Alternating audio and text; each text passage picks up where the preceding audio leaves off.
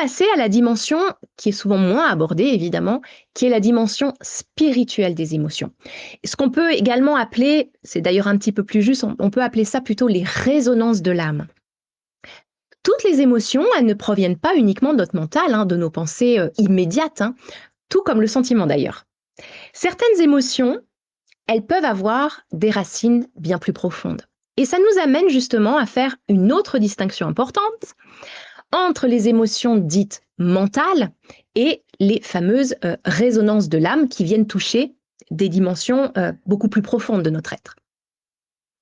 Les émotions mentales, ce sont souvent des réactions à des pensées, surtout à des jugements que nous portons sur une situation, d'accord? Et elles sont réactives et elles peuvent fluctuer rapidement en fonction de ce que nous pensons ou interprétons à un moment donné.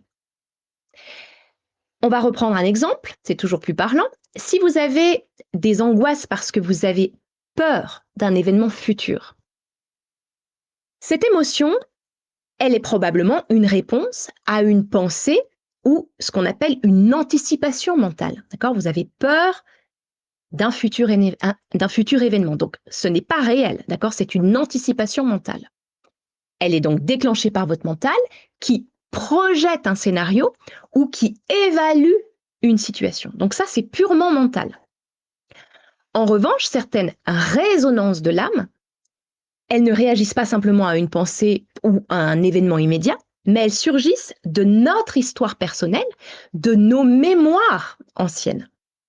Et elles sont souvent beaucoup plus persistantes et plus subtiles, bien sûr, mais leur impact, il est immense.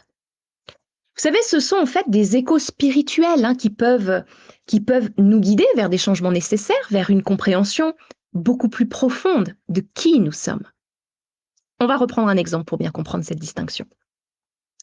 On va supposer que vous ayez des accès de colère assez fréquents.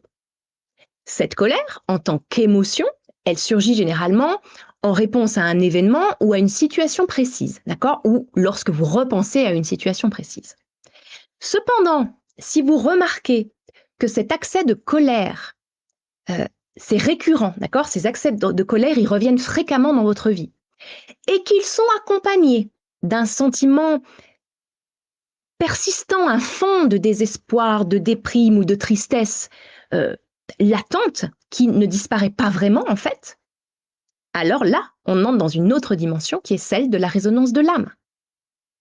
Et cette résonance, elle peut provenir d'une mémoire transgénérationnelle, d'un héritage émotionnel de votre lignée familiale, des empreintes, vous savez que ça se transmet aussi dans l'ADN.